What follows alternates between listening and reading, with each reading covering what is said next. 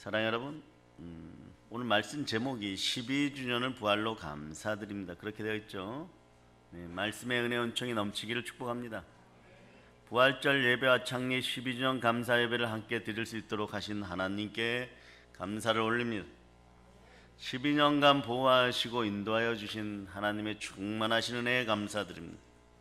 봄, 여름, 가을, 겨울 인생의 계절의 변화 속에 언제나 늘 항상 충만한 은혜로 함께해 주신 우리 주 예수 그리스도의 사랑이 넘칩니다. 주 예수 그리스도는 그동안 늘 우리 곁에 계셨습니다. 성경대로 죽은 자 가운데 살아나시고 부활해서 죽음의 권세를 밟아버리고 함께하여 주셨습니다. 부활의 예수 그리스도께 다시 한번 감사드립시다. 아멘 할렐루야. 그 살아계신 부활의 능력이 늘 우리와 함께하였죠. 부족하고 무익한 저와 또 사랑하는 여러분들을 인도하시고 사랑하는 믿음의 형제들을 감싸주신 그 무한한 사랑이 지금도 여러분의 심령 가운데 역사하고 있습니다. 우리는 이제 압니다. 부활이 무엇보다 강한 하늘의 은혜임을 우리는 알고 있습니다. 다시 사신 주여 언제나 영광을 받으시옵소서. 아멘 할렐루야.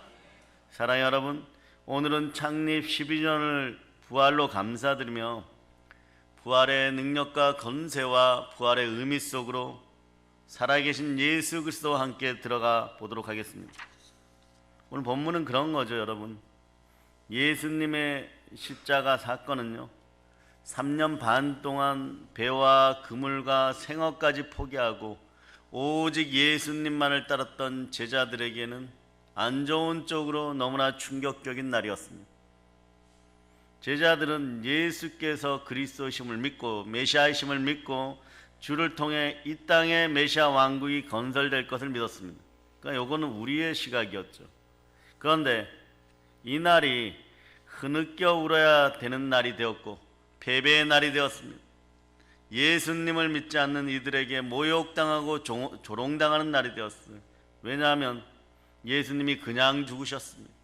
아무런 기적도 일으키지 못하고 너무나도 무기력하게 십자가에 달려 몸이 너덜너덜 찢기면서 피란 피는 다 쏟고 죽으셨습니다. 그리고 죽어 무덤에 묻히셨어요. 더 이상 제자들 앞에는 예수님이 안 계십니다. 예수님은 한때 유대 땅 전체를 진동시키고 기대와 흥분으로 들뜨게 했던 그런 분입니다. 그런데 그런 분이 죽어 소멸되었습니다. 시간이 지나면 사람들의 기억 속에서 주는 잊혀질 것입니다. 그래서 주를 전부일 줄 알고 따랐던 제자들은 지금 감당하기 힘듭니다. 어쩌면 일종의 모멸감을 앞서갖고 배신감을 느끼고 있는지도 모릅니다.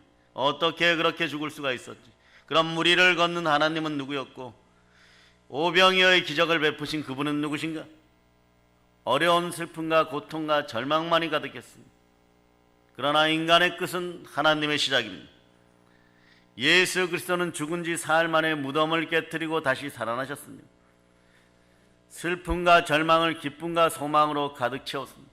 이 능력이 이 나라 대한민국에 넘치기를 축복하고 한국교회 곳곳에 스며들기를 축복합니다. 예수님의 부활은 제자들을 조롱하던 이들이 도리어 두려움에 떠는 사건이 되어버렸습니다. 제자들이 믿던 예수님은 그들을 실망시키지 않으셨습니다. 제자들의 믿음의 초기 믿음이 틀리지 않았습니다. 그래서 제자들은 부활의 증인이 되고 다시 하나님께 인정받게 됩니다. 그래서 우리는 살아있는 복음, 이것을 부활의 복음이라고 말할 수 있는 것입니다. 안식 후 첫날이죠. 그러니까 지금의 주일 이른 새벽에 막달라 마리아를 비롯한 몇 명의 여성들이 예수님의 무덤을 찾아갑니다. 기독교의 역사에 이런 여자분들을 빼놓을 수가 없는 것이죠. 지금 금요일 십자가에 달려 죽으셨던 그분을 보기 위하여 지금 예수님의 무덤을 찾아갑니다. 그런데 그때 큰 지진이 나고 그 형상이 번개빛과 같이 밝고 빛나는 천사가 하늘로부터 내려와 무덤의 돌을 굴려버렸어요. 그리고 그곳에 앉아있는 것입니다. 여러분 본문 4절을 여러분이 한번 읽어보세요. 지키던 자들이 그를 무서워하여 떨며 죽은 사람과 같이 되었더라. 왜 이렇게 되었을까요? 예수님을 죽였던 기득권들, 대제사장을 비롯한 종교 지도자들은요, 총독 빌라도에게 부탁합니다. 무덤을 지킬 군사들을 지원해 달라고 하는 거예요. 왜냐하면 나사렛 예수가 죽은 지 사흘 만에 다시 살아난다는 말이 있었기 때문인 거죠. 이들은 이 사실을 믿지는 않았지만 혹시나 예수를 추종하던 세력들이 혹여나 십체를 숨겨놓고 예수가 부활했다는 소문을 퍼뜨릴 것이라고 생각했어요. 상당히 인간적이고 합리적인 인본주의적인 생각이죠.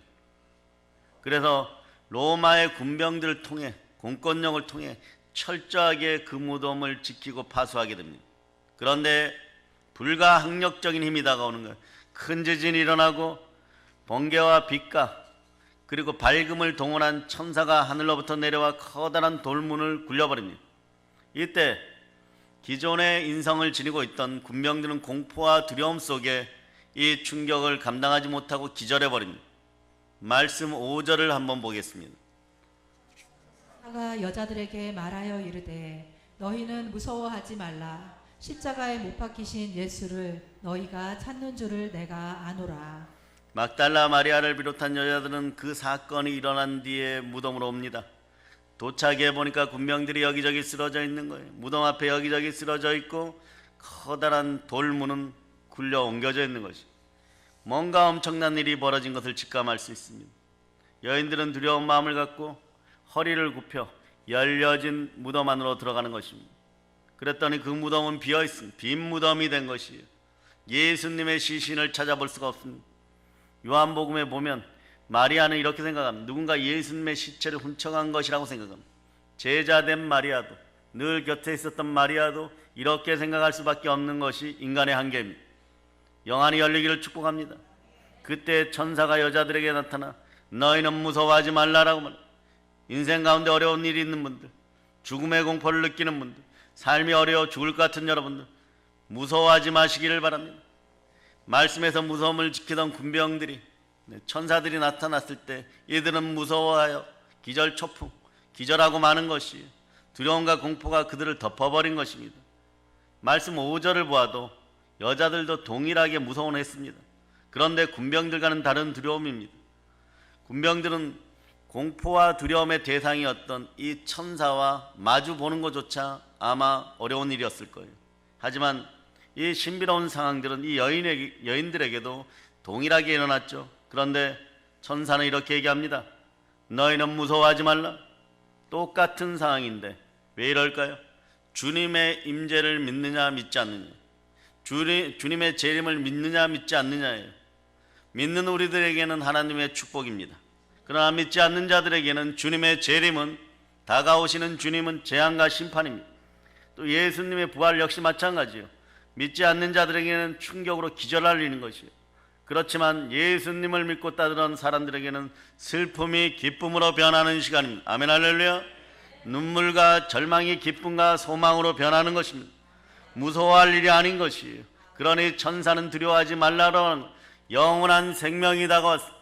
영원한 은혜가 다가왔습니다. 영원한 의로움이 다가왔습니다. 우리가 때때로 인생의 가장 깊은 어둠을 경험할 때가 있을 거예요. 사망의 은침한 골짜기로 거닐 때도 있는 것이에요. 인간관계가 도저히 회복될 것 같지 않을 정도로 깊은 상처로 아파하고 이렇게 관계가 끝날 것 같기도 할 때가 있습니다. 하루하루 산다는 것이 내게 너무 힘겨운 일이기도 할 때가 있을 것입니다. 또 하는 일마다 실패하고 도저히 앞이 보이지 않는 상황들이 내 앞에 벌어질 수도 있습니다. 다른 사람들은 잘만 사는 것 같은데 나는 인생의 실패자요, 그리고 처절하게 비굴해지는 인생 자신의 모습을 발견할 때도 있을 것입니다. 하루하루가 소망이 없고 우울하고 죽고 싶은 생각에 자녀들을 보며 마음을 다잡아야 할 때가 많을 것입니다. 어떻게 하시겠습니까? 재정적인 문제, 질병의 문제, 건강의 문제, 그리고 가정의 문제, 인간관계의 문제, 시시각각으로 변한 내 감정의 사소한 문제들까지, 심지어 신앙생활에 관한 문제까지 뭐 하나 만만한 것이 우리에게는 없습니다. 언제쯤 이 고난이 끝날지, 이 무덤 깊은 어둠 속에서 언제 나는 탈출할 수 있을지 절망적인 하루하루를 보낼 수도 있습니다.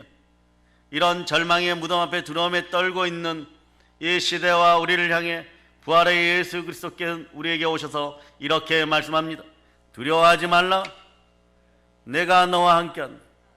나는 사망의 권세를 깨뜨리는 하나님, 나는 너를 다시 살릴 것이고 나는 너를 회복시켜 줄 것이고 그러므로 너는 부활의 복음을 땅까지 증거하라. 나는 너를 통해 반드시 영광을 받을 것이다. 너는 인생의 빈 무덤에서 나올저다. 인생의 무덤 밖으로 나올저다. 아멘 할렐루야. 이스라엘 사람들이 절대로 안 보는 성경이 이사야 53장이에요. 이사야 53장 4절에 보면 주는 실로 우리의 질고를 주고 우리의 슬픔을 당하였거늘 우리는 생각하기를 그는 징벌을 받아 하나님께 맞으며 고난을 당한다 하였노라. 이 말씀은 구약 성경에 나오는 대표적인 그리스도에 대한 예언 구절이에요. 예수 그리스도는 우리의 질고를 주고 우리의 슬픔을 당하였다라고 말씀합니다. 여기서 질고란 단어의 뜻이 뭡니까? 질병과 고통을 의미하는 거예요. 궁극적으로 보면 우리의 죄를 의미하기도 합니다. 넓게 보면 인생 속에서 겪게 되는 모든 슬픔과 고통을 말하는 거예요. 인생 질고가 주의 손을 붙잡으로 말미암아 완전히 사라짐을 예수님은 선포합니다. 그래요 여러분, 예수님께서 십자가를 지신 것은 우리의 죄뿐만이 아니라 우리의 모든 슬픔과 고통과 질병과 문제들까지도 모두 다 짊어지신 것, 수고하고 무거운 짐진 것들을 다 예수 그리스도께 내려놓은 여러분 되시기를 바랍니다. 그러므로 우리는 이제 내가 육체 가운데 사는 것은 나를 사랑하사 나를 위하여 자기 자신을 버리신 하나님의 아들을 믿는 믿음 안에서 사는 것이니라. 우리도 이렇게 선포하며 살아갑시다. 사랑하는 여러분, 오늘 인생의 무덤 앞에서 절망하는 이들에게 예수님은 다시 이렇게 말씀하십니다. 무서워 말라, 두려워 말라, 내가 너를 위하여 십자가를 지고 부활하였다. 우리는 이제 다시 사는 부활의 믿음으로 살아야 될 줄을 믿습니다. 부활의 능력이 함께하기를 축복합니다. 지난 12년간 주께서는 우리와 늘 이렇게 함께 하셨습니다. 사랑하는 여러분, 분명 우리를 두렵게 하는 것들이 우리 앞에 있을 수 있어요. 분명 나를 두렵게 하는 것들이 내 앞에 있을 수 있습니다. 인생의 무덤 앞에서, 죽음의 무덤 앞에서 쾌쾌한 냄새가 스멀스멀 올라오고 으시시한 기분, 나쁜 기분이 있을 수도 있습니다. 앞으로 내 인생이 어떻게 될지 몰라 두려움에 떨고 느낄 수도 있습니다. 그러나 분노와 두려움이 여러분에게서 사라지기를 바랍니다. 부활의 주님은 우리에게 너는 두려워 말라라고 말씀하십니다. 그 죽음의 무덤은요 이미 비어있다라고 말씀하는 거예요. 이것이 부활의 복음입니다. 부활의 복음은 지난 12년간 늘 우리로 이기게 하고 결국 이기게 하였습니다. 부활의 예수 그리스도 살아계신 주님께 다시 한번 감사드립니다. 사랑하는 여러분, 부활에 대한 소식을 접한 이 여인들은 어떤 마음이 들었을까요? 천사를 만난 여자들이 무덤을 떠나 예수 부활의 소식을 전하기 위해서 제자들이 모여있는 곳을 향해 달은질합니다. 그때 예수님이 부활하시고 여자들을 찾아오십니다. 자, 오늘 본문 10절을 읽어주세요. 무서워하지 말라. 가서 내 형제들에게 갈릴리로 가라 하라. 거기서 나를 보리라 하시니라. 아멘 할렐루야. 이 말씀에서도 역시 무서워하지 말라고 거듭 말씀하고 계십니다. 왜일까요? 성경 말씀은 두려움에는 형벌이 있음이라고 말씀합니다. 두려움이 사라지고 형벌이 사라지는 인생들 되시기를 바랍니다. 스스로 마음을 정죄하지 않는 여러분이 되시기를 바랍니다. 사랑의 능력 충만한 삶을 사시기를 축복합니다. 네. 오늘 본문 말씀은 예수님께서 제자들과 함께 최후의 만찬, 마지막 성찬을 하신 후에 감난산으로 가시면서 이미 먼저 하셨던 말씀이에요. 마태복음 26장 32절에서 말씀하시는 내가 살아난 후에 너희보다 먼저 갈릴리로 가리라. 이때는 이것이 무슨 의미인지도 몰랐어요. 왜 갈릴리에 가야 되는지도 몰랐어요. 그때는 아마 출세욕과 명예욕에 불타 있었을 것이고 그런 시각으로 보았기 때문에 영의 세계를 전혀 이해를 하지 못하고 있었을 거예요. 이 말씀을 귀담아 들었던 제자도 없었던 것 같습니다. 무슨 의미인지도 모릅니다. 그러니까 지금 죽음의 공포가 가득한 예루살렘에 머물면서 벌벌벌 붙잡히면 죽을까봐 겁먹고 있는 것이에요. 예수님께서 부활하신 후에야 제자들이 그때 말씀하셨던 걸 깨달은 거예요. 그래 요한복음 2장 22절은 이런 상황에 대해서 이렇게 잘 설명합니다. 죽은 자 가운데 살아나신 후에야 제자들이 이 말씀하신 것을 기억하고 성경과 예수께서 하신 모든 말씀을 믿었더라. 성경이 레마되고 말씀이 내마된 그것이 나의 충만한 능력임을 아시기를 바랍니다. 내 잔이 넘치나이다가 되는 여러분들이 되시기를 축복합니다. 흙으로 빚어진 인생들은요 무덤이 다가와야 깨달아요. 자신에게 그 일이 닥칠 때 비로소 깨닫으면 표적을 보고 회개하지 말고 먼저 말씀에 순종하여 복된 인생들이 먼저 되시기를 축복합니다.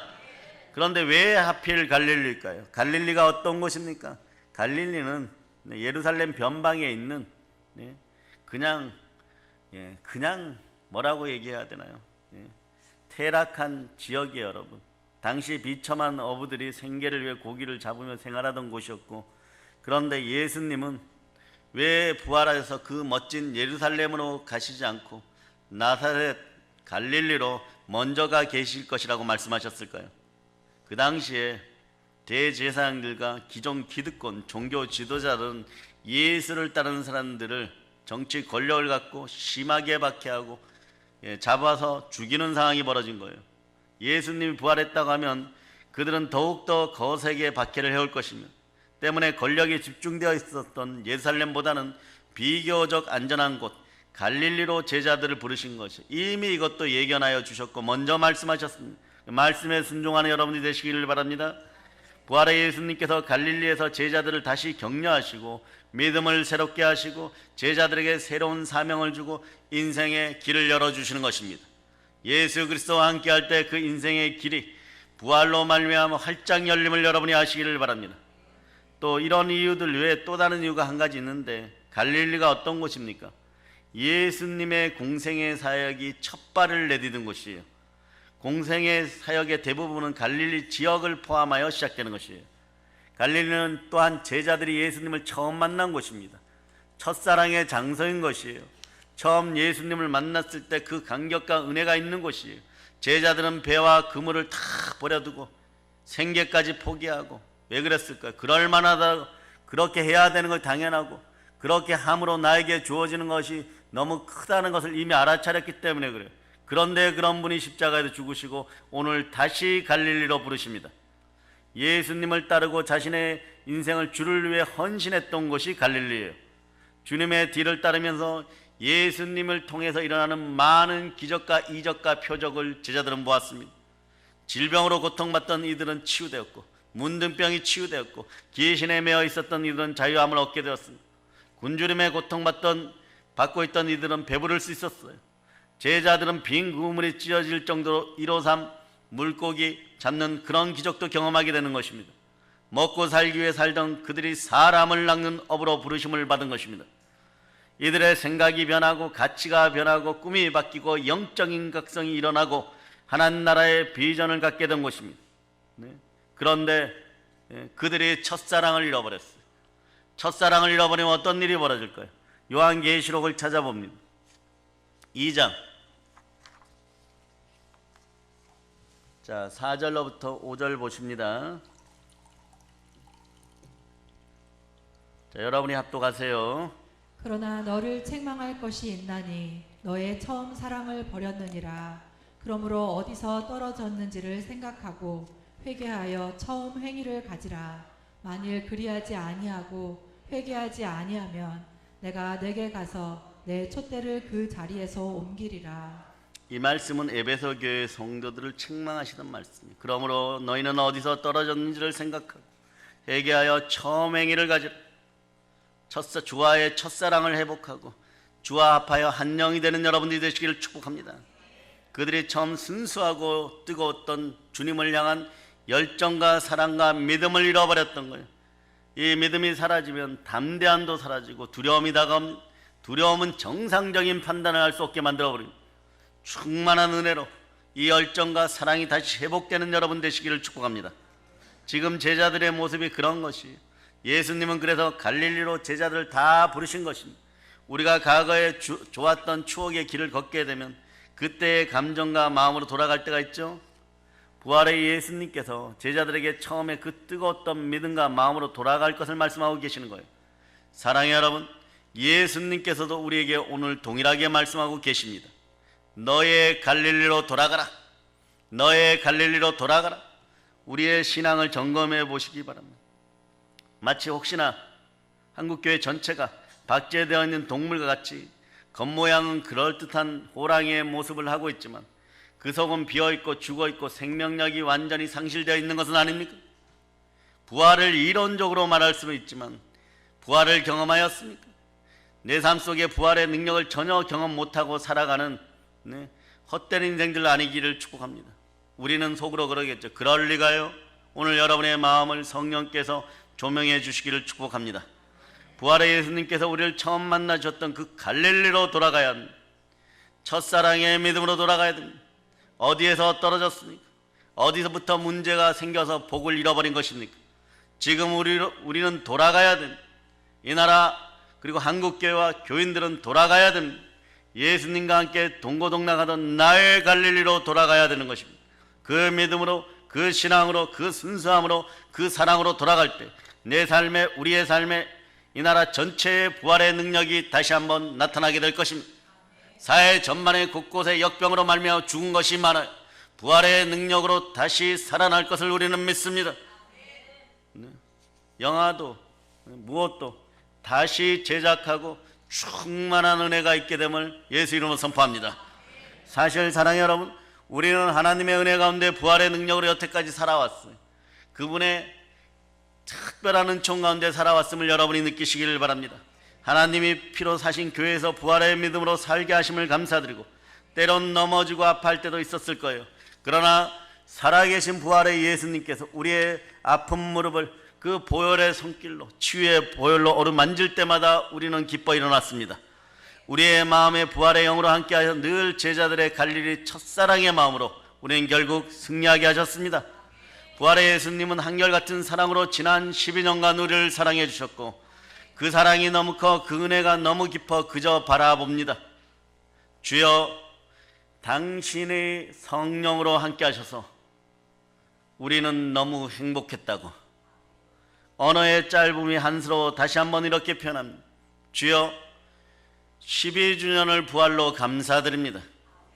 여러분 인생 가운데 이제 부활이 충만하게 레마되어 성경과 예수의 모든 말씀이 여러분의 것이 됨을 선포합니다. 믿음의 형제들여 일어나 복음 들고 세계 열방 가운데로 나갈 수 있음을 선포합니다. 이제 그리스도의 사랑 충만, 성령 충만하여 부활의 복음으로 세계를 정복하는 사랑의 능력교회 성도들 다 되시기를 창립 12주년을 맞이하여 부활절 예배와 함께 사랑의 예수 그리스도 이름으로 축복합니다. 보일러 인칩니다. 아멘 할렐루야.